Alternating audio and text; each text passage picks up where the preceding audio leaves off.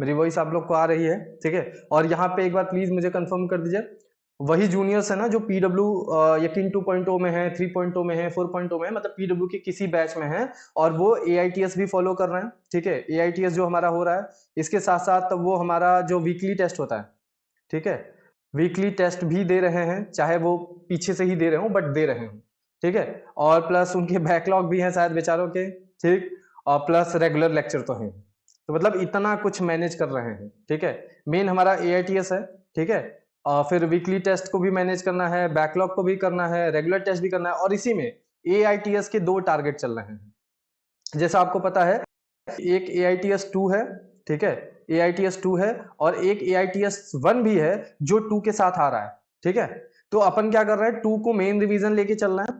ठीक है, 2 को मेन रिवीजन लेके चल रहे हैं, और एआईटीएस 1 वाले को फास्ट रिवीजन लेके चल रहे हैं। ठीक है, या रैपिड रिवीजन कह सकते हैं। तो ओवरऑल हमारे पास एआईटीएस के 2 टारगेट है। ठीक है। तो मेन मुद्दा है इसको मैनेज करने की, चीजों को समझाना। ठीक है। अब मुझे एक चीज सबसे पहले आप में से सारे जूनियर्स मुझे ये बता दो, ठीक है, सारे जूनियर्स ये बता दो कि तुम लोग रेगुलर लेक्चर कर रहे हो विदाउट बैकलॉग, ठीक है, या कोई ऐसा भी है जो रेगुलर के साथ बैकलॉग भी कर रहा है? ऐसा कोई है? ठीक है, बहुत सारे बच्चे। ठीक है। तो ओवरऑल जो मेरी मेंटरिंग का तरीका है कि मैं आपको रेगुलर के 3 लेक्चर कराता हूं, ठीक है, और बैकलॉग के 1 लेक्चर कराता हूं। तो ओवरऑल कैसे भी आपका 4 लेक्चर मैक्सिमम चल रहा होगा डेली बेसिस पे। ठीक है। तो सबसे पहले लेक्चर वाली चीज को समझते हैं, कि कैसे करना है। फर्स्ट ऑफ ऑल, जिनके भी बैकलॉग हैं, ठीक है, जिनके भी पीडब्ल्यू में बैकलॉग हैं, अभी आपको बैकलॉग सिर्फ और सिर्फ किसके सीक्वेंस में कंप्लीट करना है? एआईटीएस के सीक्वेंस में कंप्लीट करना है। जो हमारा एआईटीएस आ रहा है उसी के शेड्यूल के सीक्वेंस में हमें अपने बैकलॉग को कंप्लीट करना है। ठीक है। और बैकलॉग का सिर्फ 1 लेक्चर लेके चल सकते हैं। अगर आपके रेगुलर बेसिस पे 3 लेक्चर हैं, या फिर करंट का एक आप फिजिक्स देखते हो, करंट का एक आप केमिस्ट्री देखते हो, और बायो को चाहे 1 शॉट से ही क्यों ना करते हो, लेकिन हम उसको 3 कंसीडर करेंगे। कितना? 3 कंसीडर करेंगे। तो बैकलॉग के आपको सिर्फ और सिर्फ 1 लेक्चर लेके चलने हैं, वो भी एआईटीएस के सीक्वेंस में। ठीक है। और इसकी प्रायोरिटी पहले फिजिक्स होगी, केमिस्ट्री होगी, तब बायो होगी। अच्छा, मैं तो खुद करवा रहा हूं, तो मैं आपको प्रायोरिटी क्यों बता रहा हूं? क्योंकि कुछ बच्चे ऐसे भी है ना जो मेंटरशिप में नहीं है, या फिर यूट्यूब पे देख रहे होंगे, ठीक है, तो उनके लिए बता रहा हूं कि जो बैकलॉग है उसको एआईटीएस के अकॉर्डिंग कीजिए, उसके सीक्वेंस में कीजिए। ठीक। और प्रायोरिटी पहले फिजिक्स के बैकलॉग को रखिए, फिर केमिस्ट्री को, फिर बायो को। और 1 लेक्चर से ज्यादा बैकलॉग आप नहीं देख सकते अगर ऑलरेडी आपका करंट भी साथ में चल रहा है तो। ठीक है। तो ओवरऑल जो 4 लेक्चर है उसमें कैसे मैनेज करना है? पहला चीज क्या है कि बायो को आपको नोट नहीं बनाना है। ठीक है, नोट्स नहीं बनाना है, या फिर आप लेक्चर के साथ साथ अगर क्रिस्प नोट्स बना सकते हैं, बहुत अच्छी बात है। ठीक है। और मैं रिकमेंड करूंगा कि बायो में अगर आप 1 शॉट प्रेफर करें तो ज्यादा बेहतर होगा। ठीक है, 3 दिन में एक चैप्टर को 1 शॉट से खत्म कीजिए, जो चैप्टर्स आपको इजी लगते हैं। जैसे कुछ लोगों को बॉटनी टफ लग रही है तो वो डिटेल से कर रहा है, या कुछ लोगों को जूलॉजी बॉटनी में कुछ कुछ के स्पेसिफिक चैप्टर से जो वीक लगते हैं तो उनको वो डिटेल में करते हैं। ठीक है। या कुछ लोग ऐसे जो सेटिस्फाइड है कि चलो 1 शॉट से ना 80% तो हो जा रहा है, बाकी हमारा टाइम बच रहा है, जो कमी है उसको हम लोग बाद में समझा लेंगे। ठीक है, या फिर सही कर लेंगे। तो लेक्चर का क्या है कि बायो से थोड़ा सा हम टाइम सेव कर सकते हैं, या फिर 1 शॉट लेके, या फिर हम उसका नोट्स मेकिंग थोड़ा से स्टॉप करके। ये चीज क्लियर है? अब उसके बाद आते हैं फिजिक्स एंड केमिस्ट्री में। देखिए, फिजिक्स एंड केमिस्ट्री में प्लीज प्लीज मेरी एक चीज ध्यान रखिए, मैं यहाँ पे मोस्टली लोगों को 1 शॉट नहीं करा रहा हूं। ठीक है, मैं यहाँ पे मोस्टली लोगों को 1 शॉट नहीं करा रहा हूं जिनके भी नंबर 500 से नीचे हैं। शायद कोई एक आधे बच्चे होंगे रेयर जिनका 1 शॉट चल रहा होगा। क्यों? क्योंकि दोस्त, फिजिक्स केमिस्ट्री जब तुम 1 शॉट से लेके चलोगे तो बहुत ज्यादा दिक्कत में पड़ जाओगे आगे चल के। ठीक है, हम पेशेंस से चलेंगे, आराम से चलेंगे, लेकिन तमीज से कंप्लीट करेंगे। ठीक। एक चीज आप लोग ध्यान रखिएगा कि फिजिक्स और केमिस्ट्री, स्पेशली फिजिक्स कंप्लीट करने का जो मैक्सिमम टाइम होता है वो आपके जनवरी तक होता है। अगर आप जनवरी तक अपनी फिजिक्स को खींच नहीं लिए, मतलब सिलेबस में, मतलब आप अगर वो वाला दिमाग लगा रहे होगे कि यार ऐसा ना कि फिजिक्स को अपन बाद में कर लेंगे, पहले केमिस्ट्री और बायो कर लेते हैं, तो याद रखो फिजिक्स सिर्फ जनवरी तक पढ़ने का टाइम होता है। मतलब जनवरी तक आपको कोशिश करना है कि फिजिक्स में कोई बैकलॉग ना बचे। क्यों? क्योंकि जनवरी के बाद आप टोटली बायो पे फोकस करते हो। ठीक है, जो एक एक्चुअल प्रिपरेशन होती है, बायो पे फोकस करते हो, और केमिस्ट्री के इनऑर्गेनिक और ऑर्गेनिक वाले फोकस करते हो। तो अगर मैं क्लियरली बोलूं तो फिजिक्स एंड फिजिकल को भी इंक्लूड कर लेते हैं, ठीक है। बैकलॉग कंप्लीट करने की हम मैक्सिमम मंथ बोल सकते हैं, एक तमीज की पढ़ाई करने का जो सही फिजिक्स का वो मैक्सिमम जनवरी तक है, फिजिकल का भी जनवरी तक है। क्यों? क्योंकि इसके बाद आप बहुत ज्यादा इनके कॉन्सेप्ट को नहीं बना सकते, मल्टीपल बार ट्राई कर सकते हो, रिवाइज कर सकते हो, प्रैक्टिस कर सकते हो। मतलब देखो, फिजिक्स और फिजिकल, फिजिक्स और फिजिकल जब जनवरी तक बैकलॉग हो या कुछ भी हो, जब तुम पढ़ लेते हो तो आफ्टर जनवरी यानी फरवरी से लेके ना अप्रैल तक तुम इस पे प्रैक्टिस करके इसको स्ट्रॉन्ग करते हो, मतलब और ज्यादा प्रैक्टिस करते हो, क्योंकि अभी की प्रैक्टिस बहुत ज्यादा सफिशिएंट नहीं होगी। तो फरवरी मार्च अप्रैल ना प्रैक्टिस चाहिए, ठीक है, फिजिक्स एंड फिजिकल जैसे चैप्टर पे। वहीं पे तुम्हारी केमिस्ट्री की हम बात करें, आईओसी यानी इनऑर्गेनिक केमिस्ट्री और ओसी यानी ऑर्गेनिक केमिस्ट्री प्लस बायो, ठीक है, इसमें तुम्हें फरवरी टू अप्रैल में ना बहुत ज्यादा क्या चाहिए, रिवीजन चाहिए, मतलब मेमोराइजेशन चाहिए, रट्टाफिकेशन चाहिए, हम वो कह सकते हैं। ये दो चीज समझे? जी फैजा आप निश्चिंत रहे, मैंने कहा मोस्टली करना है। जैसे 11th का ग्रेविटेशन मेजर पोर्शन होता है, हम 11th की ग्रेविटेशन तक जैसे ही खत्म कर लेंगे ना, उसके बाद हम हाई प्रियोरिटी और लो प्रियोरिटी के अकॉर्डिंग चलेंगे। जैसे जितने भी बच्चों का मैं बैकलॉग क्लियर करा रहा हूं, ठीक है, जो अभी ग्रेविटेशन या रोटेशनल से पीछे हैं, ठीक है, तो दिसंबर तक आपके ग्रेविटेशन तक जैसे ही मैं खत्म करा लू ना, उसके बाद मैं स्विच कर जाऊंगा 12th वाली केमिस्ट्री पे, सॉरी फिजिक्स पे, 12th वाली फिजिक्स पे, और उसमें हाई वेटेज के अकॉर्डिंग करा लूंगा। और लेकिन जो लोग अभी रोटेशनल ग्रेविटेशन क्रॉस कर चुके हैं, उनका तो आराम से दिसंबर तक 11th की फिजिक्स हो जाएगी। ठीक है फैजा, क्लियर है? ठीक। और सबसे बड़ी बात, स्पेशली पीडब्ल्यू वाले बच्चे ध्यान से एक चीज सुनो, क्लासेस का टाइमिंग फिक्स करो। पीडब्ल्यू क्लासेस यानी कि हम कह सकते हैं लेक्चर्स का टाइमिंग फिक्स करो। जैसे ऑफलाइन में मैं क्या कर रहा हूं, ठीक है, मैं इनको सुबह जैसे मान लेते हैं अप्रॉक्स 6 बजे ये उठ गए, ठीक है, 7 बजे अपने स्टडी टेबल पे चले गए। जैसे आज 7 बज गया उठने में, तो 8 बजे तक ये अपने स्टडी टेबल पे चले गए, ठीक है। तो ये तुरंत लेक्चर स्टार्ट नहीं करते, ये क्या करते हैं, 1 and 2 आवर का रिवीजन पहले कर लेते हैं, ठीक है। कुछ कुछ तो ये रिवीजन करते हैं जिससे इनका थोड़ा दिमाग खुल जाए, ठीक है, और थोड़ा सा पढ़ाई में ये लग जाए, ठीक। उसके बाद ये क्या करते हैं, मान लेते हैं ये 9 बजे या 8 बजे, ठीक है, 9 से 8 के बीच में, ठीक है, ये लोग स्टार्ट करते हैं अपना लेक्चर, ठीक है, लेक्चर स्टार्ट करते हैं, और इवनिंग के 6 बजे तक, ठीक है, ये कंटिन्यू लेक्चर देखते हैं, जिसमें लंच ब्रेक और स्लीप रहता है। तो मान लेते हैं 1 and 2 आवर का लंच ब्रेक और स्लीप होता है, ठीक है। इसके अलावा इनका कोई ब्रेक नहीं होता, ये लेक्चर्स कर रहे होते हैं, जिसमें ये लोग 3 से 4 लेक्चर बड़े आराम से कर लेते हैं, ठीक है। और 6 बजे तक इनके 8 घंटे का पढ़ाई का स्टडी आवर भी हो जाता है।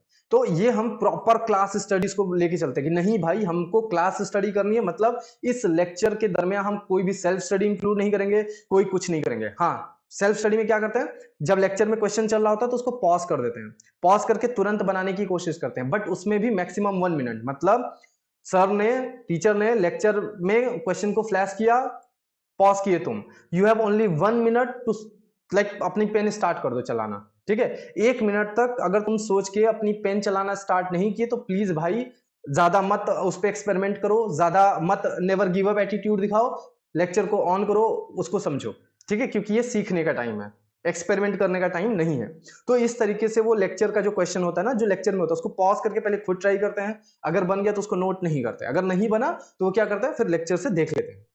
क्लियर हो? तो इस तरीके के पहले पूरे क्लासेस को खत्म करते हैं एकदम स्ट्रिक्टनेस के साथ, कम ब्रेक्स के साथ, डिसिप्लिन के साथ, ठीक है। तो उनको होता है चलो भाई अब लेक्चर खत्म। क्लासेस में भी ऐसे होता है कि पहले लेक्चर होता है, नहीं नहीं, क्लासेस आप सब स्टडी काउंट कर सकते हो, सेल्फ स्टडी और क्लास स्टडी सब काउंट कर सकते हो, ठीक है। चलिए, तो लेक्चर का ये हो गया कि अगर आप सिटिंग ज्यादा रखेंगे और ब्रेक्स कम रखेंगे, ठीक है, तो आप लेक्चर को कर पाएंगे। और कोशिश कीजिए कि एक लेक्चर खत्म होने में ज्यादा से ज्यादा आप 10 मिनट का ब्रेक लें। एक लेक्चर के बीच में मान लेते हैं 3 घंटे का अगर लेक्चर, तो उसमें ज्यादा से ज्यादा आप 10 मिनट का ब्रेक लो बस। भाई उसको 10 बार ब्रेक लेके, 3-4 बार ब्रेक लेके उठ उठ के कंप्लीट करो, पूरा फोकस लेवल खराब हो जाता है, ठीक है। और बीच में ज्यादा पानी का इंटेक रखो। तो कुल मिला के लेक्चर ऐसे खत्म कर सकते हो, 4 लेक्चर सुबह बैठो तो 4 बजे तक, 6 बजे तक आराम से हो जाए, ठीक है। क्लियर हो? मतलब तुम्हारी 8 घंटे की पढ़ाई में, 9 घंटे की पढ़ाई में तुम्हारा लेक्चर खत्म हो जाना चाहिए। क्लियर हो इतना? मतलब मेरे कहने का मतलब था 8 से 9 घंटे की पढ़ाई में लेक्चर खत्म हो जाना चाहिए। कितना? 3 से 4 लेक्चर। मेरा रूटीन 6 AM से 4:30 तक रिवीजन, उसी में ब्रेक खाना सब, एंड 6 PM से 12 PM तक लेक्चर करना, उसी में डिनर। हाँ, आप उल्टा भी कर सकते हो कि पहले कोई रिवीजन कर रहा है बाद में कोई क्लास कर रहा है, वो तुम्हारी चॉइस है, मैं इधर का बता रहा हूँ, ठीक है। अब आ जाते हैं मेनली रिवीजन पे। भाई देखो लेक्चर का खत्म, टॉपिक नहीं था फिर भी समझा दिया कि कुछ बच्चों को ना समझ में आए। अब मेनली आते हैं भाई रिवीजन पे। सबसे पहले अपन बात करेंगे ये वीकली टेस्ट की, ठीक है। अच्छा, वीकली टेस्ट में भी हम देखते हैं कि एवरी संडे तो नहीं हो रहा है कि अभी एवरी संडे होगा, ये बताओ। मुझे तो लग रहा है एवरी संडे तो वीकली टेस्ट नहीं हो रहा है, या एवरी संडे हो रहा है? एवरी संडे नहीं हो रहा है ना, एक संडे गैप है, 1 संडे गैप। हाँ जी जी। अब देखिए वीकली टेस्ट जो भी होता है इसमें मोस्टली वी कैन से कि 80% चैप्टर्स आपके कौन से होते हैं, वो ऑन गोइंग वाले होते हैं, ऑन गोइंग, ठीक। अब मेरी बात बहुत ध्यान से सुनना, यही मेन चीज तुम्हें समझानी थी जिसके लिए हम आपको यहां लेके आए हैं। देखो हमारे ना ये ऑन गोइंग चैप्टर्स हैं, ऑन गोइंग चैप्टर्स हैं, और ये हमारे डन चैप्टर्स हैं या कंप्लीटेड कह लें, ठीक है, कंप्लीटेड। अब डिफरेंस समझना तुम, एक तो अगले वीक होगा लॉन्ग पर, हाँ जो भी हो वीकली टेस्ट हो रहा है ना, बस इतनी बात करते हैं। वीकली में कोई भी हो सकता है, इट शुड बी शॉर्ट, ठीक है, इट शुड बी पार्ट, ठीक है। पार्ट में थोड़े से ज्यादा आ जाते हैं कंप्लीटेड चैप्टर्स, शॉर्ट में कंप्लीटेड नहीं ऑन गोइंग मोस्टली आ रहे होते हैं, ठीक है। अब देखो ऑन गोइंग चैप्टर के टेस्ट में तुम्हें क्या चीज ध्यान रखना होता है, बहुत प्रायोरिटी। पहला क्या, कि जो चैप्टर हमारा चल रहा है उसका हम डेली क्लास करते हैं, ठीक है जी, बिल्कुल करते हैं। तो हमें क्लास में बहुत सारी चीजें याद होती हैं, रिवाइज होती हैं, मेमोराइज होती हैं, ठीक। इसके साथ साथ हम इसकी डेली डीपीपी करते हैं, ठीक है, जिससे 10-15 क्वेश्चन से हम एप्लीकेशन सीखते हैं। और अगर तमीज से बात करें तो आफ्टर डेली क्लास और डीपीपी एक बार हमें रिवीजन भी करना होता है, मतलब एक बार पढ़ लेना होता है कि आज हमने क्या पढ़ा, ठीक है। ये 3 स्टेप करते होगे, नहीं तो पहला और दूसरा स्टेप तो जरूर करते होगे, ठीक है, कि डेली क्लास किया और डीपीपी किया। अब देखो जब टेस्ट तुम्हारा आ रहा है ना वीकली में, तो जो ऑन गोइंग चैप्टर था उसके टेस्ट में तुम बस यही करके चले जाओ, बस यही करके चले जाओ, डेली क्लास और डीपीपी करके चले जाओ, ठीक है। अब तुम्हें देखना है कि ऑन गोइंग चैप्टर का जब तुम टेस्ट दे रहे हो तो तुमने लेक्चर से कितना सीखा, ठीक है, कितना सीखा और कितना याद रखा, ये तुम्हें एक तो पता चलेगा जब तुम ऑन गोइंग चैप्टर्स को बिना रिवीजन बस ऐसे जाके दे रहे हो। दूसरा क्या सीखोगे, दूसरा ये सीखोगे, ठीक है, कि हमारी अभी भी मतलब लेक्चर्स के बाद डीपीपी के बाद हमारी अभी भी कहां पे मिस्टेक्स हैं, किस चीज में, मेमोराइजेशन में नहीं, मेमोराइजेशन में नहीं, मेमोराइजेशन में तो मिस्टेक बहुत जगह होगी, ये तो टाइम के साथ सॉल्व होगा। हमें देखना होगा कॉन्सेप्ट, हम कहां पे अभी तक कॉन्सेप्ट ही नहीं पकड़ पाए हैं, क्योंकि कॉन्सेप्ट अगर पकड़ में आ रहा है बस चीजें याद नहीं आ रही हैं तो ठीक है यार, टाइम के साथ हो जाएगा। लेकिन यार कॉन्सेप्ट ही समझ नहीं आ रहा है, वो तो मतलब सब दिमाग से उड़ रहा है कि यार ये क्या था क्या है, कुछ समझ नहीं आ रहा है, तो इसका मतलब हमारा लेक्चर क्या पता प्रोडक्टिव ना गया हो, मतलब हमारा उस टॉपिक का अभी भी कॉन्सेप्ट वीक है, यानी हमारा वो टॉपिक क्लियर नहीं हुआ लेक्चर से, या फिर हमने नोट्स से तमीज से नहीं पढ़ा, ठीक है। तो यही 2 चीज पता करनी होती है। ऑन गोइंग चैप्टर्स के टेस्ट में स्कोर नहीं देखा जाता है, ऑन गोइंग के चैप्टर से यू कैन नॉट जनरेशन या फिर स्कोर। कीर्तन कैमरा ऑफ कर लीजिए प्लीज। तो ऑन गोइंग चैप्टर से प्लीज अपने स्कोर को जज मत करो, उससे डीमोटिवेट या मोटिवेट मत हो, ठीक है।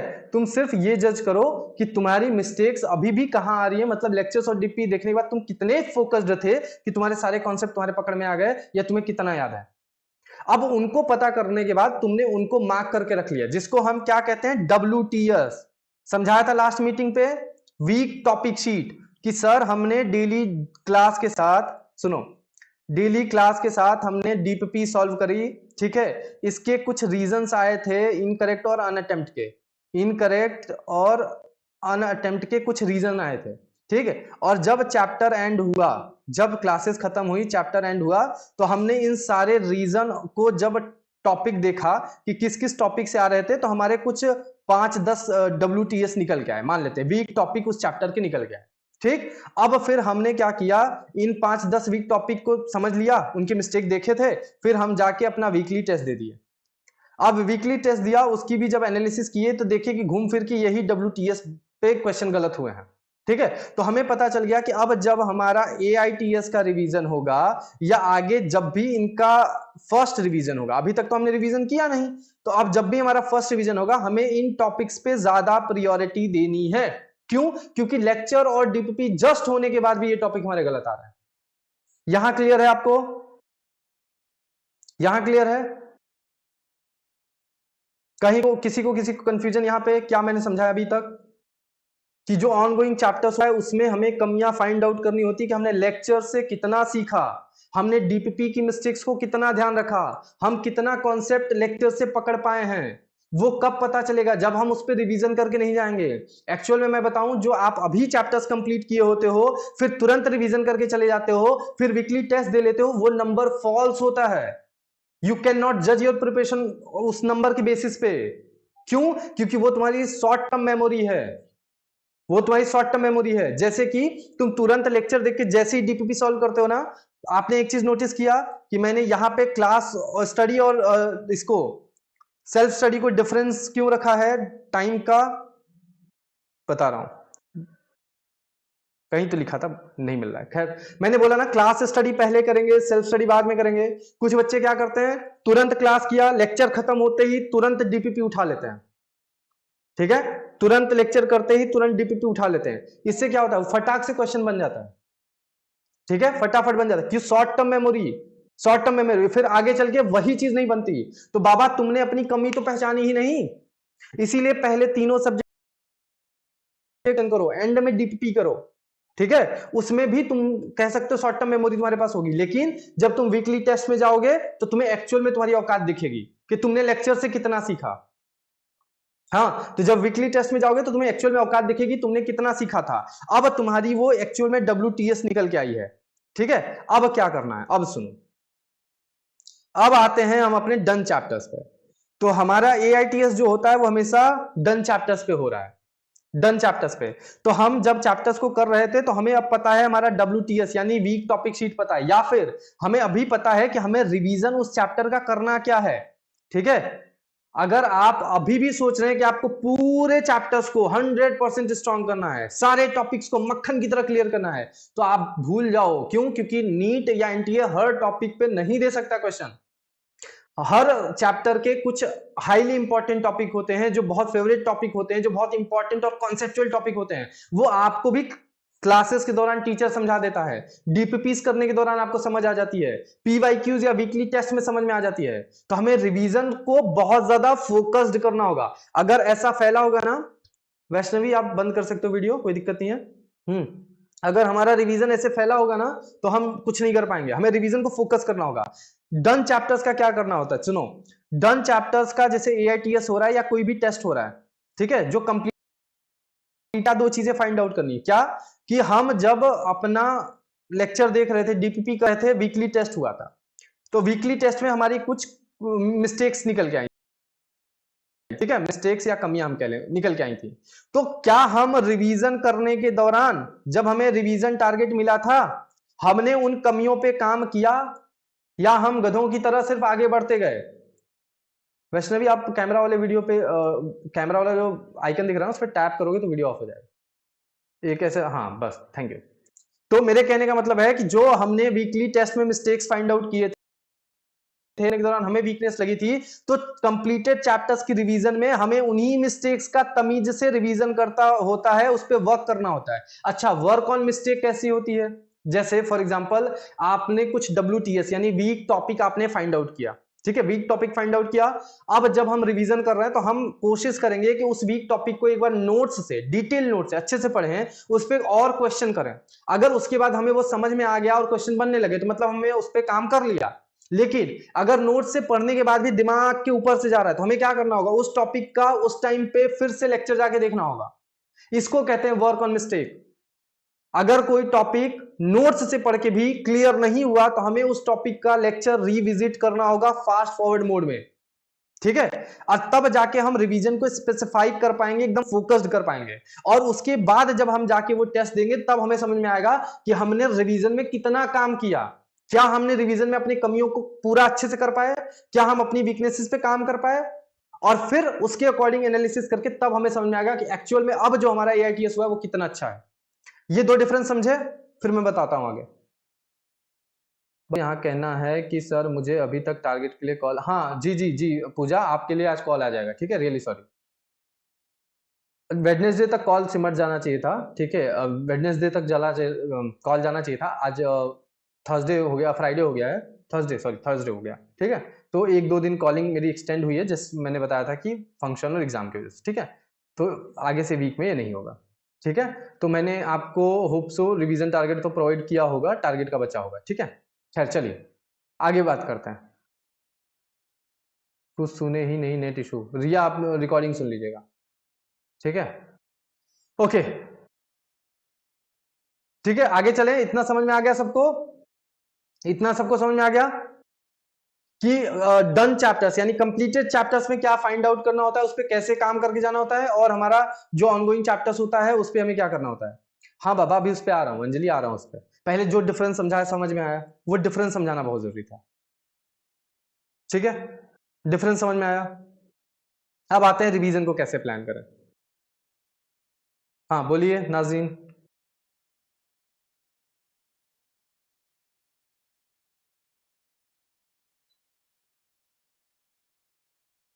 हम्म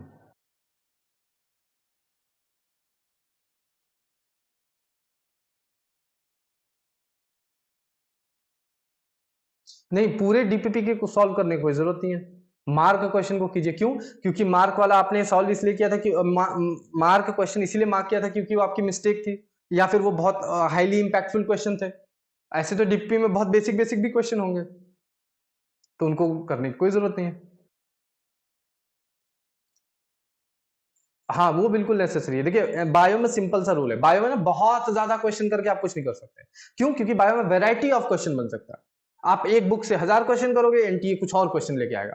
एक थॉट बस लगाओ कि अगर कोई भी बुक बायो के क्वेश्चन को कवर कर पाती है, जैसे चिल्लाते हो तुम लोग ना कि sir statement based question bio में कहां से मिले, सेशन रीजन कहां से मिले, और क्वेश्चन। भाई सुनो, तुम क्वेश्चन क्वेश्चन कितना खेलोगे, एनटीए हर जगह से क्वेश्चन बना सकता है। तो बायो की एक एक लाइन अगर आपको मेमोराइज है, रिकॉल हो रही है, याद है, ठीक है, उसको आपने एकदम दिमाग में बैठा रखा है, कनेक्ट करना जानते हो, तो भाई एन नंबर ऑफ क्वेश्चन बन जाए तुम कर ले जाओ, ठीक है। लेकिन अगर बायो में तुम क्वेश्चन क्वेश्चन ही करते जाओगे, प्रैक्टिस प्रैक्टिस करते जाओगे, तो आप पिट जाओगे। क्यों? क्योंकि तुम क्वेश्चन बेस्ड मेमोराइजेशन कर रहे हो, और एनटीए क्वेश्चन बेस्ड मेमोराइजेशन नहीं करवा के देगा क्वेश्चन। क्यों? क्योंकि अगर ऐसा होता तो बायो के सबसे ज्यादा क्वेश्चन रिपीट होते, लेकिन हर बार बायो कितने स्टैंडर्ड और लेवल ऑफ क्वेश्चन लेके आता है ना, वो लगता है कि भाई कौन सा नशा फूक के बनाया है इसने। और वो नशा क्या होता है, एनसीईआरटी की लाइंस पूरी एकदम दिमाग में बैठा के कनेक्ट करके, मिक्स करके, कॉन्सेप्ट कनेक्ट करके वो लोग क्वेश्चन बनाते हैं। तो अगर आपने लाइंस को एकदम बढ़िया से मेमोराइज किया है, उसके बाद वो कनेक्ट होती हैं, फिर उसके कॉन्सेप्ट डीप में आपको समझ में आते हैं। तो मेमोराइजेशन पे ज्यादा फोकस कीजिए, और वो मेमोराइजेशन हुआ या नहीं हुआ उसके लिए बायो हैक से रिकॉल कीजिए। अब बायो में मैं प्रेफरेंस दूंगा एनसीईआरटी को मल्टीपल टाइम्स करें, और वो भी तमीज से, ऐसा नहीं कि बस ऐसे पलटते जाने, तमीज से अगर मल्टीपल टाइम्स कर रहे हैं, इट शुड बी बढ़िया, ठीक है। और जो क्वेश्चन है वो एक होता है ना कि एक बार कर लिया 100-150 क्वेश्चन, तुम्हें पता चल गया किस टाइप के क्वेश्चन बनते हैं, नीट किस टाइप का क्वेश्चन पूछता है, कैसे ऑप्शन फ्रेम होता है, कितना क्लोजली सिली मिस्टेक होता है, ऐसे पता कर सकते हो। सर 150 क्वेश्चन के लिए तो क्वेश्चन क्वेश्चन ही खेल रहा है, ये आपकी गलती है पूजा, ये आपकी गलती है।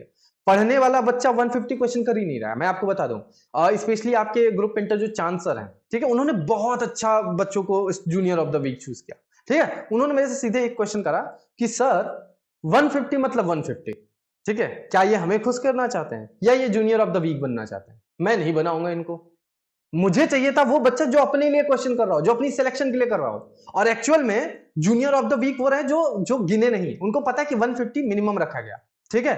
अब उन्होंने 150 से ज्यादा क्रॉस किया। अच्छा कैसे क्रॉस किया? उन्होंने पूरा करने के लिए कहीं कहीं से क्वेश्चन नहीं उठा लिया, उन्होंने अपनी चीजों को समझा पहले कि यार मेरा करंट वाला जो डीपीपी है उस पे मिला के लगभग 30-40 क्वेश्चन हो जाते हैं। फिर अच्छा मेरा प्रीवियस वाले में ना ये आ रहा है टेस्ट में, और ये तो मेरा वीक है, इस पे मेरा क्वेश्चन प्रैक्टिस कम है, तो इनको तोड़ तोड़ के मैंने पूरा 150 क्वेश्चन और 200 क्वेश्चन का पूल बना लिया, ठीक है। तो ये जो आप 150 क्वेश्चन पूरा करने के लिए क्वेश्चन क्वेश्चन खेल रहे हो, बहुत गलती कर रहे हो। इससे आप जूनियर ऑफ द वीक बनोगे, ना कि मेडिको बनोगे। ठीक है। और क्वेश्चन खेलने का मतलब है कि आपका क्वेश्चन शुड बी प्रोडक्टिव। ठीक है। और 150 क्वेश्चन प्रोडक्टिव, क्या मजाक कर रहे हो? 200 क्वेश्चन प्रोडक्टिव बनाना है। 3 घंटा 200 क्वेश्चन तुम नीट एग्जाम में सॉल्व करने वाले हो। ठीक है। और अगर हम एक दिन की क्वेश्चन प्रैक्टिस में 150 क्वेश्चन को प्रोडक्टिव नहीं बना पा रहे हैं, सोच रहे हो कितना काम करना बाकी है। प्लीज इस 150 क्वेश्चन वाले क्राइटेरिया को बहुत सीरियसली लीजिए। सिर्फ क्वेश्चन क्वेश्चन करने के लिए मत कीजिए, क्वेश्चन से सीखने के लिए कीजिए, क्वेश्चन से मिस्टेक फाइंड आउट करने के लिए कीजिए। क्वेश्चन के बाद आपने कितना सीखा उसको देखिए। क्वेश्चन किया, गलत हो गया, छोड़ दिया ना। क्वेश्चन किया, समझ ही में नहीं आया कि यार ये क्वेश्चन इंपैक्टफुल था, ये क्वेश्चन ऐसे हलवा वाला था, ये क्वेश्चन फॉर्मूला था, क्या मतलब है? क्या मतलब है? अगर दोस्त बना ही रहे हो तो उस दोस्त की क्वालिटीज को भी तो समझो। और अगर क्वेश्चन कर रहे हो तो उसको पूरा निचोड़ के तो करो। समझ रहे हो? क्लियर हो? तो अब बायो में कुछ लोग बोल रहे होंगे कि अच्छा सर, हमें 100 क्वेश्चन तो बायो का पूरा करना होता है, फिर 25-25 मिला के फिजिक्स केमिस्ट्री 150 कर देते हैं, तो अब बायो के हम 100-100 क्वेश्चन करते जा रहे हैं। पागल हो तुम? सुनो, तुमने देखा कि तुमने बायो के सभी चैप्टर्स पे 100-100 क्वेश्चन कर चुके हैं। अब तुम्हें 150 क्वेश्चन पूरा करना है, लेकिन तुम्हें लग रहा है अब बायो पे क्वेश्चन प्रैक्टिस मतलब फालतू का टाइम वेस्ट या फालतू का 150 क्वेश्चन दिखाना। भाई मत करना। इससे अच्छा थोड़ा थोड़ा पुश कर खुद को। फिजिक्स केमिस्ट्री के क्वेश्चन को री अटेम्प्ट कर। फिजिक्स केमिस्ट्री में ही 50-50 चला जा, 100 हो जाएगा। ठीक है। कुछ नए वाले कर ले, कुछ पुराने वाले री अटेम्प्ट कर ले। फिजिक्स केमिस्ट्री में री अटेम्प्ट ऑफ क्वेश्चन बहुत अच्छा चॉइस है। फिजिक्स केमिस्ट्री में री अटेम्प्ट ऑफ क्वेश्चन बहुत अच्छा चॉइस है। बट बायो में सभी क्वेश्चन को फिर से री अटेम्प्ट करना, ये चॉइस सही नहीं है। इससे अच्छा मल्टीपल रीडिंग दे दो। बायो में एक बार क्वेश्चन किया, जो गलतियां हुई उसको एनसीईआरटी में मार्क कर दिया। ठीक, अब भाई रीडिंग कर, इतना रीडिंग कर कि एकदम बायो की एकदम धागा धागा खोल दे, लाइन लाइन याद कर ले। बाकी फिजिक्स केमिस्ट्री में क्वेश्चन को री अटेम्प्ट, जितना री अटेम्प्ट करोगे उतना सीखोगे। मैं कहता हूं कि अगर तुमने फिजिक्स केमिस्ट्री में मान लेते हैं कि 200 क्वेश्चन को सेट किया कि सर हम इस चैप्टर पे ना ये 200 क्वेश्चन को ही करेंगे। अब देखो, अगर एक पढ़ने वाला बच्चा है तो वो कैसे करेगा? ठीक है, तुमने 200 क्वेश्चन को एक बारी करना है ना। देखो, इसने पहली बारी 200 क्वेश्चन को किया, फर्स्ट टाइम 200 क्वेश्चन को किया, इसके मान लेते 50 क्वेश्चन बन गए। ठीक है, और 50 क्वेश्चन इसके गलत हो गए और 100 क्वेश्चन इसके अनअटेम्प्ट हो गए। एकदम एवरेज बच्चे का पकड़ के चलो। अब उसने मेरे वाला तरीका फॉलो किया कि 50 क्वेश्चन और 100 क्वेश्चन का इसने सोल्यूशन गया और पढ़ा और बाबू भैया की तरह अपने आप को समझाया कि ये करना था, ये गलती किया, देख ऐसे करना था, ये हो गया। ठीक है, हर बीच में कुछ नया पढ़ने को मिलता है। जी स्नेहा, वही मैं बता रहा हूँ। ठीक है, तो अब उसने सोल्यूशन को देखा और फिर सोल्यूशन को देखने के बाद ये जो हमारे 150 क्वेश्चन थे, इनको उसने फिर से रीअटेम्प्ट किया उसी दिन उसी टाइम पे, जस्ट सोल्यूशन देखने के बाद। ठीक है, उसने देखा कि इसमें से 50 फिर बन गए। ठीक है, लेकिन अभी भी 100 नहीं बने, इनकरेक्ट या अनअटेम्प्ट रह गए। ठीक है, चलो उसने इसको मार्क कर दिया, मार्क करके छोड़ दिया। ठीक, अब उसने इसी क्वेश्चन को सेकंड टाइम रीअटेम्प्ट किया। ठीक है, तो जो 50 बन गए थे ना, इसको तो छोड़ दिया कि यार ये तो पहली बार में ही बन गए थे। अब ये जो 150 थे, इसको फिर से इसने सेकंड टाइम किया। अब इसमें से देखा कि सिर्फ 50 क्वेश्चन ही थे जो अनअटेम्प्ट और इनकरेक्ट में आए। ठीक है, बहुत बढ़िया। अब इसने क्या किया, अब इसने फिर से थर्ड टाइम अगर करने गया क्वेश्चन को, ठीक है, कर पाओ तो अच्छी बात। मैं बता रहा हूं कि एक ही क्वेश्चन को, एक ही सेट ऑफ क्वेश्चन को कैसे बार बार किया जाता है। अब जब थर्ड टाइम ये री अटेम्प्ट करेगा ना, तो क्या करेगा, इन 50 क्वेश्चन को री अटेम्प्ट करेगा और बाकी के जो 150 क्वेश्चन सही हो गए थे ना, पहले और दूसरे राउंड मिला के, फर्स्ट और सेकेंड राउंड मिला के जो 150 क्वेश्चन सही हो गए थे ना, इस पे अब वो स्पीड एंड एक्यूरेसी चेक करेगा। क्या चेक करेगा? स्पीड एंड एक्यूरेसी, क्योंकि इसको पता है अब इसको इस 150 क्वेश्चन का सोल्यूशन भी पता है। ठीक है, और आंसर भी पता है। ठीक है, जिसको पता है ये तो सही हो ही जाना है। अब ये क्या करेगा, 150 क्वेश्चन को, ठीक है, सीधा 150 मिनट देगा।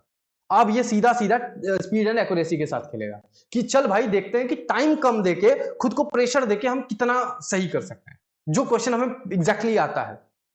समझ रहे हो मेरी बात को? और जब इन क्वेश्चन को ऐसे तमीज से कर लिया कि कॉन्सेप्ट को भी समझ लिया एक दो बार रीअटेम्प्ट करके और स्पीड एक्यूरेसी को भी चेक कर लिया, तब वो नए क्वेश्चन की तरफ बढ़ेगा। अब उसको लगेगा कि हाँ भाई अब कुछ और सीखते हैं। हाँ बिल्कुल सेम होंगे। मैं क्या कह रहा हूं, फिर से एक बार समझिएगा, इसको एकदम क्लियर समझा रहा हूं, फिर से समझिएगा। क्वेश्चन सेम है लेकिन अलग अलग अप्रोच है। पहली बार 200 क्वेश्चन, फर्स्ट टाइम। ठीक है, इसमें से करेक्ट हुए थे 50, इनकरेक्ट हुए थे 50, अनअटेम्प्ट हुए थे 100। ठीक, ये फर्स्ट टाइम का था। ठीक है, अब सेकेंड टाइम में क्या करेगा, सेकेंड टाइम इन दोनों को मिलाएगा। ठीक, 150 क्वेश्चन ये सेकेंड टाइम रीअटेम्प्ट करेगा। ठीक है, री अटेम्प्ट। ठीक, इसमें से यहां पे देखा कि फिर भी 50 क्या हुए गलत एंड अनअटेम्प्ट में आ गए। ठीक, अब थर्ड टाइम क्या करेगा वो? ठीक है, थर्ड टाइम इसको करेगा री अटेम्प्ट फिर से। ठीक, इस बार इसका ये ऑल करेक्ट में जाएगा। ठीक, और बाकी का जो ये किया था ना, यहां से 50, ठीक, और यहां से जो 100 सही हुए थे इसके, ठीक, इन दोनों को एक बार आंखों आंखों में गुजार लेगा या बहुत कम टाइम देके स्पीड एंड एक्यूरेसी चेक करेगा कि इसमें अभी भी तो कुछ गलत नहीं हो रहा है। जी चाहत हो रही है सर, यही तो प्रॉब्लम है सर के मार्क्स सर के नोट्स में सेट नहीं मिलता। अरे सेट का मतलब समझ रहे हो क्या होता है? एक चैप्टर की एक बताओ एमआर सर के, चलो मैं एक बात पूछता हूँ। अभी सर ने एसएचएम वेव कराया ना, एसएचएम पे मुझे बताओ कितने क्वेश्चन कराए एक चैप्टर पे, मुझे बताओ एसएचएम पे टोटल कितने क्वेश्चन कराए एक नोट्स में? अरे बाबा सुन रिया, एसएचएम में कितने नोट्स में क्वेश्चन है बता, एमआर सर के कितने रफली बताओ कोई, बताओ एसएचएम में नोट्स में कितने क्वेश्चन? 100 ना, 100। ठीक, डीपीपी में कितने हैं? टोटल डीपीपी में कितने हैं? एमआर सर के टोटल डीपीपी में या असाइनमेंट में कितने हैं? अप्रॉक्स 100 मान लो, चलो 70-80 मान लेता हूँ, ठीक है, अच्छे बच्चे हो तुम लोग, 80 मान लेता हूँ, ठीक है, 80 क्वेश्चन, 150 क्वेश्चन। अब देखो 15 साल का पीवाईक्यू तो डिजर्ट है, खाने के बाद कुछ मीठा हो जाए, परंपरा आ रही है, ठीक है, तो पीवाईक्यू 15 साल का इसको तो अपन गिनते ही नहीं है, ये तो भाई बचपन से लंगोटिया आ रहा है, ठीक है, इसमें लगभग 30-35 मान लेते हैं। ये क्या है? ये क्वेश्चन का पूल ही तो है, ये क्वेश्चन का पूल ही तो है। 100 यहां से, 80 यहां से, 30 यहां से, इन्हीं 200 क्वेश्चन को बार बार री अटेम्प्ट करना है।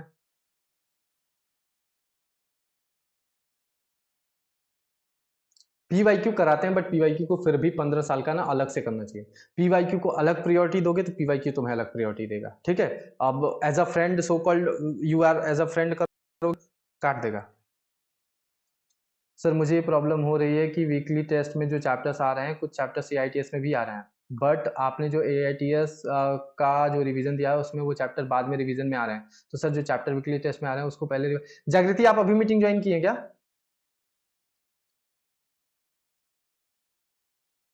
बाबा स्टार्टिंग में ही तो बताया कि वीकली टेस्ट में हम कमियां फाइंड आउट करेंगे और जब एआईटीएस में रिवीजन आएगा तब उन कमियों को अच्छे से रिवाइज कर रहे होंगे, उस पर अच्छे से काम कर रहे होंगे, ठीक है। मतलब वीकली टेस्ट में हम रिवीजन पे ज्यादा फोकस नहीं करेंगे, हम उसमें लेक्चर क्वेश्चन कर लिया, ठीक है, हम एआईटीएस के रिवीजन को करते जा रहे हैं, और जब वो वीकली वाला रिवीजन में आएगा हमारे एआईटीएस के, तब हम वहां पे तमीज से कर रहे होंगे। इतना क्लियर हुआ? या मीटिंग अच्छे से समझ लेना या कॉल पे समझा दूंगा। चलो तो इतनी चीजें हम समझ गए, ठीक है। देखो थोड़ा सा कॉम्प्लेक्स मेथड है भाई, लेकिन समझोगे ना तो यही सही है। हमने क्वेश्चन वाला समझ लिया, ठीक है, कि भाई हमें इस तरीके से अपने वीकनेस पे काम करना। अब मैं अपने टारगेट्स को एक्सप्लेन कर देता हूं, थोड़ा सा ज्यादा टाइम नहीं लूंगा, ठीक है, मैं एग्जैक्टली टारगेट्स को समझा देता हूं कैसे करना। अब हम आते हैं अपने एआईटीएस 2 के टारगेट पे, ठीक है, जो मेन टारगेट हमारा, इसको समझना, ठीक है। पहले तो बाबा तुमने 3 या 4 लेक्चर कर लिए, ठीक है, 3 एंड 4 लेक्चर कर लिए, ठीक है, तुम हीरो बन गए, ठीक। अब तुम्हारा पहला कॉल बीच में आ गया, सुनो। पहली प्रायोरिटी क्या थी? क्लासेस। फर्स्ट प्रायोरिटी, पूरे दिन का प्रायोरिटी बता रहा हूं, सुनते जाओ। फर्स्ट प्रायोरिटी क्या थी? क्लासेस, जो भी 3 से 4 क्लासेस करते हो। लेकिन टेस्ट डिस्कशन में हमको आंसर देना होता है एचआर एक हर एक क्वेश्चन का। हाँ सबनम मैं बताता हूँ, अभी आपके सीनियर मेंटर्स का भी मैं आपको क्लियर करता हूँ, ठीक है।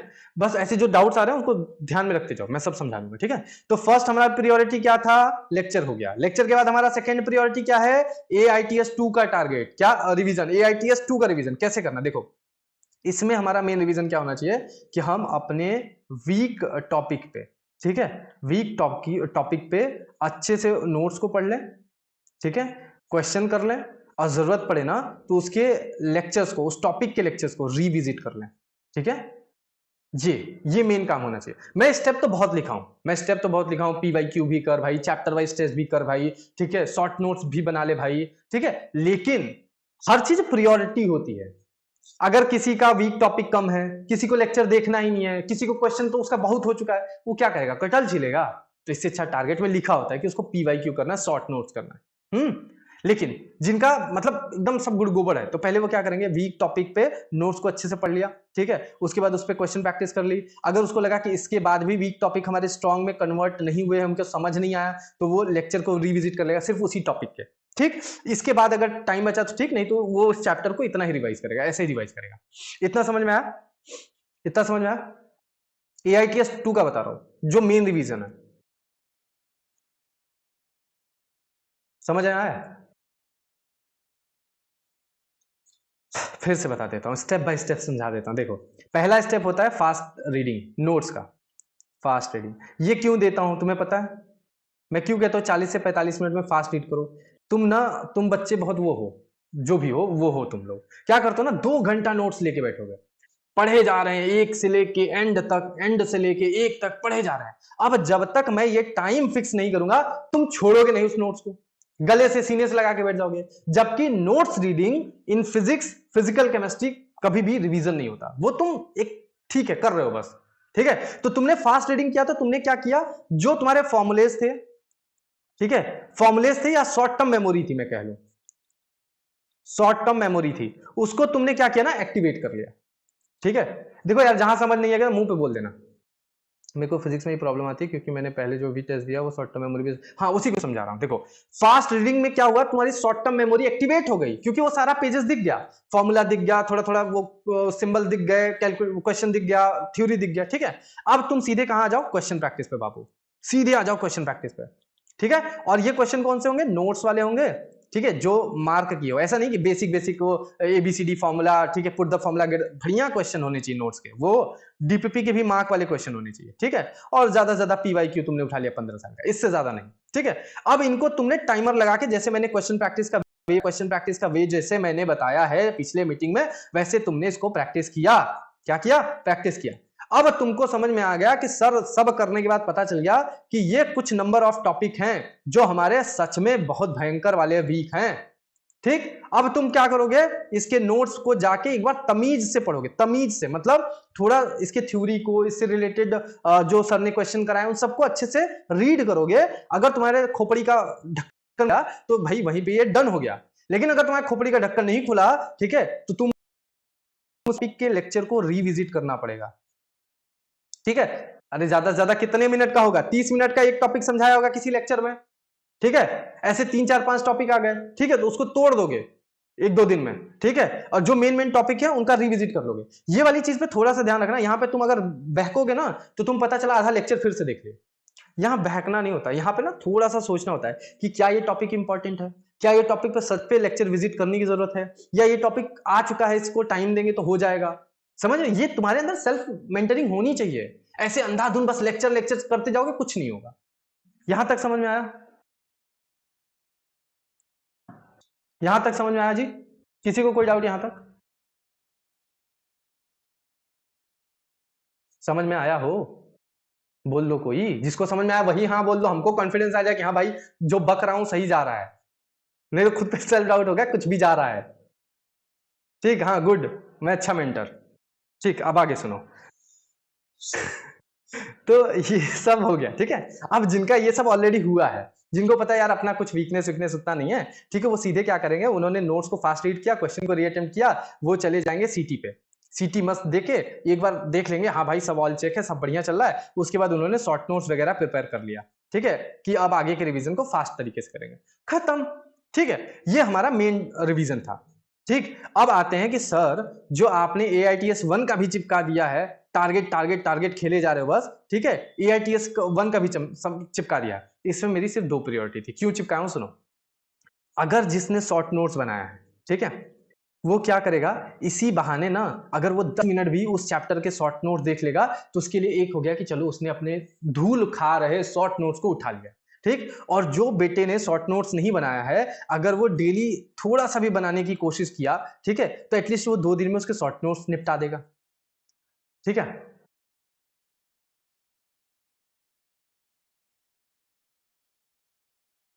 सर, मेरी छोटी मम्मी बोल रही है, ये तो हमें समझ आ गया। अगर अभी आपको नहीं समझ आया तो आप देख लीजिएगा अपना वीडियो। पता नहीं, हमको नहीं समझ में आया। ये कौन है भाई? हाँ सुनो, अब अभी फोकस रहने दो, सुनो सब। यहाँ शॉर्ट नोट्स बना है तो AITS 1 का जो सेकंड रिवीजन दिया है मैंने, सेकंड रिवीजन क्यों, क्योंकि आ रहा है AITS 2 में। इसका तुम क्या करोगे, शॉर्ट नोट्स के पढ़ लोगे बस, ठीक। और यहाँ पे तुम्हारा फोकस क्या होना चाहिए भाई, मेमोराइज कर ले, ठीक है, एकदम रट्टाफिकेशन, एकदम word to word short notes दिमाग में होना चाहिए, ठीक है। आज शॉर्ट नोट्स नहीं है, अगर शॉर्ट नोट्स नहीं है तो शॉर्ट नोट्स को क्या करोगे, 2 दिन लगेगा, किसी भी भैया दीदी के शॉर्ट नोट्स को कस्टमाइज कर लो, अपने लैंग्वेज में कस्टमाइज्ड कर लो। अगर तुम्हें खुद से लग रहा है कि अरे सर बड़ा टाइम लगेगा शॉर्ट नोट्स बनाने में, भाई किसी भैया दीदी के शॉर्ट नोट्स को देख के कस्टमाइज कर सकता है, अपने अकॉर्डिंग कर सकता है, वो कर ले। क्योंकि शॉर्ट नोट्स एक ऐसी चीज होती है, तुम अपने कंटेंट को समराइज कर रहे होते हो, और जब तक कंटेंट समराइजेशन नहीं सीखोगे दुनिया में कभी नीट क्रैक नहीं होगा, ठीक है। जितने लोग का नीट क्रैक नहीं हो रहा है, इनका मतलब उनके पास एंडिंग वेपन नहीं है, ठीक। देखो अभी जो युद्ध हो रहा है उसमें ना सब क्या सब चलेगा, उसमें तुम मतलब न्यूक्लियर बॉम्ब ले लो, मिसाइल लेके चले जाओ, ठीक है, पूरा जो भी होता है यार, टैंक वैंक सब लेके चले जाओ, ठीक है। लेकिन एंडिंग ना तुम्हारे पास एकदम शॉर्ट क्रिस्प तुम्हारे वेपन होने चाहिए। क्या भाई, तुम्हारी सारी मिस्टेक उस चैप्टर की, तुम्हारा पूरा कंटेंट समराइज हुआ शॉर्ट नोट, यही है जो तुम्हें जंग जिताएगा। अदरवाइज जिसके पास कंटेंट समराइजेशन नहीं होता वो नीट नहीं करता।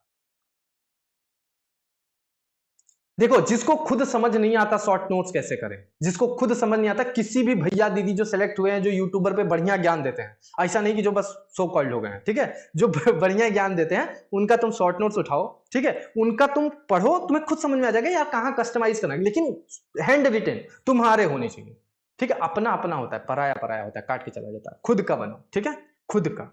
दूसरे का भी देखो तो खुद का बनो, ठीक है। खुद की चीज सबसे प्यारी, समझ गए। ट्रूथ वर्दी पर्सन के यूज करती हूँ, ये माइंड मैप सीरीज PW का। देखो मैं एक चीज बताऊं, टीचर्स के या इंस्टीट्यूट के शॉर्ट नोट्स आइडियल होते हैं, ठीक है, वो अपने अकॉर्डिंग बनाते हैं। लेकिन जब तुम एक किसी सिलेक्टेड बच्चे का करते हो ना, किसी सिलेक्टेड बच्चे का, किसी सिलेक्टेड मेंटर का जब शॉर्ट नोट्स देखते हो ना, वो तुम्हारे लिए होता है। क्यों? क्योंकि वो बच्चा भी तुम्हारे जैसा था कभी, तो उसकी तुम्हें थिंकिंग पकड़नी है। वो कोचिंग वाले छपे छपाए चीज मत करो, वो ना वो टीचर्स बनाए होंगे, वो मैनेजमेंट बेचने के भाव से बनाई होगी, ठीक है, उसमें मार्केटिंग लगी होगी, उसमें बिजनेस कंटेंट लगा, पता नहीं क्या क्या लगता है। लेकिन एक बच्चा जो सेलेक्ट हुआ है, जो अभी मेडिको बना ना, उसका जो होगा रॉ है, वो तुम्हें एक्चुअल में फील देगा कि हाँ भाई ऐसे बनता है शॉर्ट नोट। क्लियर हो? क्लियर हो? तो कुल मिला के जो मैं सेकेंड रिवीजन देता हूं AITS का, इसका मतलब है कि भाई तुम्हें वहां पे सिर्फ थ्योरी मेमोराइजेशन पे फोकस करना है, ठीक है। क्योंकि AITS 1 के टारगेट में तो हमने अपने वीक कॉन्सेप्ट पे काम कर लिया, हमने क्वेश्चन प्रैक्टिस पे काम कर लिया, लेकिन जो हमने उसका सेकंड रिवीजन दिया उसमें सिर्फ और सिर्फ memorisation, it can be formula based memorisation, it can be theoretical based memorisation, it can be conceptual memorisation, it can be जो मिस्टेक्स हुई है उनका मेमोराइजेशन। तो AITS फर्स्ट का जो सेकंड रिवीजन है it should be memorisation based, और AITS 2 का जो फर्स्ट रिवीजन है it should be conceptual and work on weakness based. सब समझ आया? सब समझ आया? अब आया होगा सब बहुत ज्ञान दे दिए, टाइम कैसे मैनेज होगा, ठीक। तो प्रायोरिटी फिर से बता देता हूं। देखो बाबू भैया, सब कुछ त्याग दो, 5 महीना बचा है। जो सिलेक्शन लेते हैं ये सब काम करते हैं, ठीक। मैं हवा हवाई बात नहीं कर रहा हूं, सब कुछ त्याग दो, 12-14 घंटा खुद को झोंक दो। अगर तुम नहीं झोंकोगे तो कुछ नहीं होगा। जैसे तुम में से बहुत सारे बच्चे आके मेरे से पूछते मेरा सिलेबस कब खत्म होगा, क्या मेरा सेक्शन होगा, ठीक है। इस सब का जवाब मैं कहता हूं, क्या तुम हमको 12 से 14 और 15 घंटे दे रहे हो? तुम एक दुकान पे गए, दुकान पे कह रहे हो कि हमको ये भी चाहिए, हमको ये भी चाहिए, हमको ये भी चाहिए। मैं कह रहा हूं से दे, उतने ले जा, ठीक। तुम मेरे मेंटरशिप की दुकान में आए हो, तुम कह रहे हो कि हमको सिलेबस चाहिए कंप्लीट टाइम से पहले, तुम कह रहे हो कि हमको सिलेक्शन चाहिए टाइम से पहले, हम कह रहे हैं हमको मेहनत चाहिए जेन्युइन वाली 12 से 14 घंटे वाली। अबे तुम दे ही नहीं रहे हो, 4 दिन देते हो फिर काम चोरी कर देते हो। अब इसमें मैं क्या, दुनिया की कोई ताकत कुछ कर ही नहीं सकती, समझ रहे हो? तो भाई 12, 14, 15 ये तुमको लग रहा होगा सर 12, 14, 15 कैसे होगा? क्यों नहीं होगा? अरे 2 अटेम्प्ट कोशिश किया भाई, 3 अटेम्प्ट कोशिश किया यार, अब 5 महीने नहीं करेगा तो फिर अगले अटेम्प्ट में करेगा क्या? और अब नहीं तो कम। एक चीज मेरे को बता, जब तू 3 अटेम्प्ट से या 2 अटेम्प्ट से 12-14 घंटा नहीं पढ़ पा रहा है, ठीक है, तो इस 5 महीने में तू किस टाइम का वेट कर रहा है कि तू पढ़ेगा? अभी से कर, अभी से करना पड़ेगा भाई। 2-3 साल बीत गए, ये सोचते करेंगे, 12 से 14 घंटा पढ़ेंगे। अरे कब? अब खुद से पूछो, 5 ही महीने बचे हैं, उसमें भी फरवरी वैलेंटाइन, हैप्पी वैलेंटाइन हो जाएगा। मार्च अप्रैल तो बस हवे हवे मुड़ जाता है फुल सिलेबस देते देते। ठीक, खुद से पूछो 12 14, अब नहीं तो कब? अब होगा सर आदत बननी चाहिए। अच्छा, आदत बननी चाहिए, क्या ही बोलो, इंसान ना बड़ा वो होता है सेल्फिश, उसको जिस चीज में मजा आता है उसकी एक दिन में आदत बनती है, एक दिन में आदत बनती है। ठीक है, इंसान पहली बार मोहब्बत करे, 10 घंटा कॉल का रिकॉर्ड तोड़ दिया, का आदत थी क्या 10 घंटा बात करनी? नहीं, मन को अच्छा लग रहा था, फ्लो फ्लो में चला गया। ठीक, इंसान गलती से गलत आदतों में पड़ जाए, फॉर एग्जाम्पल मैस्टरबेशन या फिर कोई भी नशा एनऑल करना लग जाए, ठीक है, बहुत करता है, क्यों? दिमाग को शांति मिल रही, मजा आ रहा है। ठीक है, या फिर कुछ भी ऐसी चीज जो हमारे आपको हमें शांति देती है, घूमने चले जाए, ठीक है, घूमने चले जाओ, जैसे मैं अपनी स्पेशली बताता हूँ, घूमने चला जाऊं, मेरे को 2-2 दिन नींद नहीं आएगी, कोई दिक्कत नहीं, मैं एकदम फ्रेश, एकदम खूबसूरत, ठीक है, एकदम तहलका मचाते हुए घूमूंगा, मेरे को कोई नींद की जरूरत नहीं है भाई, घूम रहे हैं हम, खुश हैं। लेकिन यही पढ़ाई हो या काम हो तो यार लगेगा 8 घंटे के बाद यार नींद जरूरी है। कभी नोटिस किया हो कि जब मन को अच्छा लगता है तो वो दुनिया के सारे रूल तोड़ देता है, फिर उसको अच्छा लगता है तो फिर वो पूरी हद पार कर देता है। अब वही जो मन को अच्छा नहीं लगता, ठीक है, जहां मन पेनफुल होता है, जहां मन भागता है, जहां मेहनत होती है, वहां पे मन हमारा क्या करता है? क्या करता है? बस 1000 रीजन दिखाएगा, अरे अभी तो बनेगा ना, अभी तो करेंगे, कैसे करेंगे, अभी तो आदत ही नहीं है, अभी तो ये है, अभी तो वो है। भाई 2-3 अटेम्प्ट बीत गए यार, पूरा पाषाण काल, 9 पाषाण काल, पता नहीं कौन कौन सा पाषाण काल चला गया। ठीक, वो GNC जाके मेडिकल कॉलेज में है, ठीक, लोग ताने मार रहे हैं, लोग जज कर रहे हैं, अब कब बे, अब कब? ठीक है, करना पड़ेगा। मैं कह रहा हूं ना, जहां ऑफलाइन में बच्चे, कुछ बच्चे थे ना जो नहीं पढ़ते थे, वो मतलब कभी जीवन में नहीं पढ़े 10 घंटा भाई, 12-12 घंटा, 13-13 घंटा जबरदस्ती कर रहे हैं, उनको लगता है खुशी मिलती है, ठीक है, जबरदस्ती कर रहे हैं। तो मैं वही कह रहा हूं, पोटेंशियल सबके अंदर होता है, कुछ बस आदत लगाने वाली चीज होती है, तुम्हें भी वो आदत लगानी है। तो देखो, पहली प्रायोरिटी हमेशा तुम्हारी क्लास होगी, पहली प्रायोरिटी हमेशा तुम्हारी क्लास होगी। दूसरी प्रायोरिटी हमेशा तुम्हारा AITS का सेकंड जो आ रहा है, जो अपकमिंग है, सेकंड होगा, ठीक है, रिवीजन टारगेट। और फिर तीसरी प्रायोरिटी होगा तुम्हारा AITS फर्स्ट का सेकंड रिवीजन टारगेट। ठीक है, अगर कभी इग्नोर भी हो जाए तो कोई दिक्कत नहीं, गिल्ट मत लेना। फिर चौथी प्रायोरिटी होगा वीकली टेस्ट, अगर बच गया टाइम तो। ठीक है, देखो मैंने यार मैनेज कर लेते हैं, सच बता रहा हूं, मैनेज करने वाले मैनेज कर लेते हैं। कुल मिला के हमारे पास दिन में 24 घंटा है, 24 घंटा में हमें सोने, खाने और थोड़ा बहुत इधर उधर करने के अलावा पढ़ाई ही है। ठीक है, अगर हम 12-14 घंटा जेन्युइनली नहीं दे पा रहे तो यार गलत है, कैसे उम्मीद कर सकते हो फिर? असर्शन रीजन वाले क्वेश्चन में दिक्कत होती है, वो धीरे धीरे सही होगा। असर्शन रीजन बनाने के लिए concept should be clear, lines should be memorised, ठीक, और question practice should be high. जब ये 3 चीज हो जाएगा मेरे भाई, तो तू कर ले जाएगा असर्शन रीजन। ठीक है, वाह क्या राइमिंग है, हो गया। और बताओ, कोई डाउट है, कोई समस्या है? ये जो चीजें मैंने बताई मैनेज करने का समझ में आया? देखो यार ना, रिवीजन में बहुत सारे स्टेप में लिखता हूं, ठीक है, कोई बच्चा वो पूरी स्टेप कर लेता है, कोई बच्चा नहीं कर पाता है। हमें पता होना चाहिए कि हमें वो 5-6 स्टेप करने हैं, लेकिन एक बार में नहीं हो रहा, कोई बात नहीं, हम उसका प्लान करवाते जाएंगे। हर रिवीजन टारगेट में हर बार हम सर से बोलते जाएंगे, मेरा ये वाला स्टेप अभी छूटा है, ये वाला ऐड करो। ठीक है, एक रिवीजन में हमने कम से कम अगर अपने वीक टॉपिक्स को कवर किया, उसके वीक लेक्चर देख लिया, टॉपिक देख लिया, प्रैक्टिस कर लिया, तो उसके बाद अगले वाले में कुछ और कर लेंगे। अच्छा, दूसरी चीज, जिनका बैकलॉग नहीं सुन रहा हूं, जिनका बैकलॉग नहीं चल रहा है, सुन लो क्या करना है। देखो, तुम्हारा ना बैकलॉग चल नहीं रहा है, क्या नहीं चल रहा है? बैकलॉग नहीं चल रहा है, ठीक। अब तुम क्या कर रहे हो? तुम 3 लेक्चर कर रहे हो, ठीक है, तुम AITS का क्या कर रहे हो? सेकंड, AITS सेकंड का क्या कर रहे हो? रिवीजन कर रहे हो, ठीक। अब देखो, इसमें अगर तुम्हें लगा कि सर कुछ टॉपिक ना वीक हैं, ठीक है, और इन पे ना हमें उस टॉपिक का लेक्चर को ना रिविजिट करना होगा, ठीक है, तो तुम क्या करोगे? उस टॉपिक को तुम बैकलॉग कंसीडर करोगे। क्या करोगे बाबू भैया? बैकलॉग कंसीडर करोगे, और डेली 3 लेक्चर के साथ उसको नन्हा मुन्ना 1 लेक्चर ऐड कर दोगे। 1-1.5 लेक्चर में तुम्हारा वीक टॉपिक खत्म हो जाएगा, ठीक। तो तुम्हारा एक तरीके से ये क्लियर होते जा रहा है, और फिर तुम बड़े आराम से AITS 1 का, कहां गया, 1 का सेकेंड रिवीजन मैनेज कर पाओगे। समझ में आ गया? मतलब वीक टॉपिक जिसका हमें लेक्चर देखना होता है, यानी रिविजिट करना होता है, उसको हम बैकलॉग ही कंसीडर कर सकते हैं। क्यों? क्योंकि हमने पढ़ा था लेकिन हमारा दिमाग बंद था, ढक्कन बंद था। ठीक। और बहुत ज्यादा शॉर्टकट मत मारो, ठीक है, वन शॉट से कर लेते हैं, ये कर लेते हैं, वो कर लेते हैं। ये ऑफलाइन वालों का कोई टाइम टेबल नहीं है, ठीक है। धक्के मार के सुबह उठा देता हूँ जबरदस्ती, ठीक है।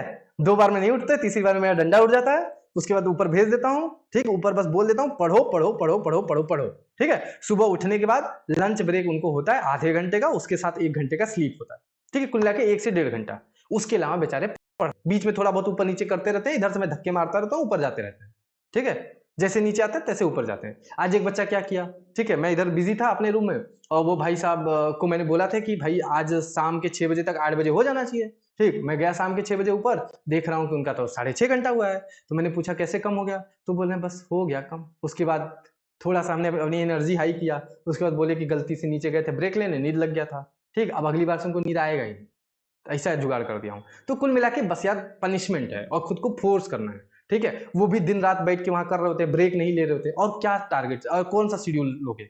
शेड्यूल ना यार पता है किसके साथ बनाया जाता है, जो कॉलेज गोइंग हो। तुम ना अगर एमबीबीएस में जाओ, एमबीबीएस के बाद तुम्हें कुछ पार्ट टाइम जॉब करना हो, या कुछ अलग से कॉम्पिटिटिव एग्जाम की तैयारी, उस तेरे को शेड्यूल चाहिए। अबे जिसकी जीवन ही ड्रॉप ईयर है, ठीक है, जिसका जीवन ही 24 घंटा नीट है, उसको काहे का शेड्यूल चाहिए। तुमको खाने का शेड्यूल चाहिए, तुमको सोने का शेड्यूल चाहिए, बस चाहिए बे। तुम दिन रात पढ़ो, दिन रात पढ़ो। 22 लाख लोग कॉम्पिटिट कर रहे हैं, 604 वाला मेरी मेंटरशिप में बैठा होगा, बेचारा रिकॉर्डिंग सुन रहा होगा। यूपी का बंदा 604 लाख मेरी रिकॉर्डिंग सुन रहा होगा, मेरी मेंटरशिप में है। मेरे को बड़ा धक्का लगा, मैंने उससे पहला क्वेश्चन पूछा, भाई तूने खुद को संभाला कैसे। बोला 2-3 महीना रोके। अब बता, ये 5 महीने का पेन भाई कितना सहले। एक नंबर एकदम इतना इंपॉर्टेंट। 607 पे कॉलेज मिल रहा था, 604 है बच्चे का, उसका रूममेट उसका दोस्त सेलेक्ट हो गया, ये दर्द है उसके दिल में। अब बता, तो कुल मिला के कोई शेड्यूल नहीं है, झोंक दो खुद को, झोंक दो एकदम पूरा, ठीक है। जो चैप्टर सीटी दे दिया उसको रीअटेम्प्ट करें। देखो सीटी मेरे पास 2 होगा, मेरे पास सीटी 2 है, ठीक है, एक पुराना है एक नया है। तो एक बार मेरे से पूछ लेना कि उसका नया वाला है मेरे पास कि नहीं। अगर नहीं है, ठीक है, तो उसके इनकरेक्ट अनअटेम्प्ट क्वेश्चन का रिवीजन करना, ठीक है। चलो अब एक चीज सुनो, एक चीज और सुनो। अपने सीनियर मेंटर से, अपने सीनियर मेंटर से तुम उन्हीं क्वेश्चन का डिस्कशन किया करो बाबू जो तुमने पढ़ा था, जिसका तुमने लेक्चर किया था, जिसको तुमने प्रैक्टिस किया था। सर को बता दिया करो, सर देखो ये क्वेश्चन ना हमने पढ़ा था, हमने अच्छे से किया था, फिर भी गलत हो गया, और सोल्यूशन देख के हमको नहीं समझ में आ रहा है कि भाई ये कैसे होगा। अब जो चैप्टर हम पढ़े ही नहीं थे, जैसे भी देखो फुल सिलेबस से स्टार्ट करूंगा। अब जो फुल सिलेबस में तुमने चैप्टर पढ़ा ही नहीं है, मान लेते हैं, उसका काहे का डिस्कशन। वो जब आएगा, जब पढ़ेंगे तब करेंगे ना, समझ रहे हो। तो जब भी तुम कोई टेस्ट देते हो, अगर कोई चैप्टर तुम्हारा बैकलॉग में था या कोई चैप्टर अच्छे से रिवाइज नहीं हो पाया था, तुम क्लियरली मेंटर को बताओ, सर इस चैप्टर पे मेरी प्रिपरेशन ऐसी थी, उसके बाद इसमें ये क्वेश्चन का रेशियो है गलत सही और इनकरेक्ट अनअटेम्प्ट का, वो ध्यान रखिएगा। और भाई ईच एंड एवरीवन अपने टेस्ट डिस्कशन को एकेडमिक लेवल पे जितना ले जा सकते you can, you are free. तुम्हारे सारे मेंटर्स, ठीक है, बहुत अच्छे एक्सपीरियंस नीट क्वालिफाई अभी मेडिकोज हैं, ठीक है, एक तो टीचर है समझो। तो मैं कुल मिला के ये कह रहा हूं कि भाई तुम उनके एक्सपीरियंस का, तुम उनके एकेडमिक्स का, तुम उनके अप्रोच का फायदा उठाओ। वो टीचर नहीं बन सकते तुम्हारे, वो टीचर नहीं बन सकते तुम्हारे, बट वो क्या बन सकते हैं एक्चुअल में, वो जो उन्होंने किया है और सिलेक्शन लिया है, ठीक है। अगर उन्होंने 500 से अपना 600 किया तो कैसे किया, ठीक। जब उनकी इनकरेक्ट अनअटेम्प्ट आए थे उस चैप्टर के उस टॉपिक पे या वो क्वेश्चन, तो उन्होंने कैसे सीखा। तो मैंने उस पर कभी तुम्हें फोर्स किया ही नहीं, तुम इतना ही पूछो, तुम इतना, तुम भाई फ्री हो। अगर मेंटर तुम्हें रिस्ट्रिक्ट कर दे कि नहीं ये चीज तो यार मेरे रूल्स के खिलाफ है, या ये चीज मैं एक बार मेरे से पूछ ले कि क्या सीनियर मेंटर मेरा ये चीज कर सकते हैं, मैं देख लूंगा। हाँ, उनका टाइम बहुत ज्यादा कंज्यूम मत किया करो, बेचारों को पढ़ना भी होता है, ठीक है।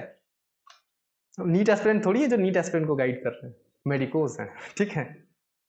भाई मैं 300 एबव लाना है, याद करने में दिक्कत होती है, वो फैजा वो लास्ट में मैं करा देता हूँ, लास्ट का फास्ट रिवीजन कराता हूँ, हो जाता है। सुबह उठाने में हेल्प कर दूं, कैसे हेल्प कर दूं बताओ। मतलब यहाँ तो खुद मैं जल्दी जल्दी उठने के चक्कर में उठाता हूँ, फिर उनको उठाता हूँ, कैसे हेल्प करूं बताओ। मतलब घर पे आके आ तो सकता नहीं हूँ घर पे, ठीक है, और कैसे हेल्प कर दूंगा बताओ। सब क्लियर, कोई डाउट, कोई डाउट, कोई डाउट।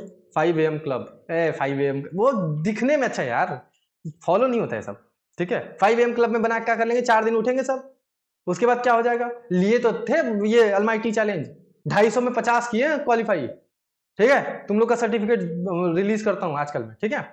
और जितने आप ऑनलाइन सर्टिफिकेट बनाते जाओगे आपको कुछ बढ़िया मिलता जाएगा, ठीक है। और हाँ, ये भी ध्यान रखो, ये जो एक बैच से 4-4 5-5 बच्चे निकल रहे हो ना, जूनियर ऑफ द वीक का खिताब लेके ओ ये करते, थर्ड वीक से कोई एक, हर एक मेंटर से कोई एक, ठीक, याद रखना। और उन सबको मिला के भी कोई एक चूज करूंगा, ध्यान रख लेना। रूल बनाता हूँ रूल, मॉर्निंग उठने का रूल बनाता हूँ, कुछ करता हूँ, उसको भी क्वालिफाई में डाल दूंगा। जितने लोग को सुबह उठना है उनको मैं बोल दूं इस टाइम तक अगर ये गुड मॉर्निंग का मैसेज ना करे डिस्क्वालीफाई करो। कर दूं, कर दूं। सुबह जितने बजे तुम बोलो उतने बजे मेंटर को बोल दो कि इतने बजे उठ के गुड मॉर्निंग का मैसेज ना करे, और इसके बाद भी इतने घंटे बाद फिर ये ना करे, सो जाए, तो तुम इसको डिस्क्वालीफाई मार दो, चाहे वो कुछ भी कर ले। सबके लिए नहीं कह रहा हूं, सबके लिए नहीं कह रहा हूं, जिनकी चॉइस है, जिनकी अंदरूनी इच्छा है, जिनको चाहिए कि आ बैल मुझे मार, मैं उनके लिए कर सकता हूं, ठीक है। चलिए खैर, इसके अलावा कॉलिंग सेशन के लिए रियली सॉरी, इस बार डिले हुआ था, मैं जेन्युइनली बोल रहा हूँ, ठीक है। और जिन लोग के भी थोड़े बहुत कॉल बचे हैं, ठीक है, मैं अभी नाइट में भी मिडनाइट तक कॉलिंग करता हूँ, ठीक है। अब मैं खाना पूर्ति तो देखो कर नहीं सकता कि हाँ कॉल है, हाँ हाँ हटो हेलो, भाई 10-15 मिनट मिनिमम चला जाता है, ठीक है। कोई कोई बच्चा होता है जिसका 2-3 मिनट जाता है, जो ओपन बहुत ज्यादा नहीं होता। बाकी देखो जो कमियां होती है खुल के बोलो, पोलाइटली बोलो, अच्छे से बोलो, ठीक है, बोलो कि चेंज करो। ये इधर उधर की चीजें तुम मेरे को बोलोगे ना, ये करना वगैरह, मैं कम है, सटक जाता है, ठीक है, समझो थोड़ा सा।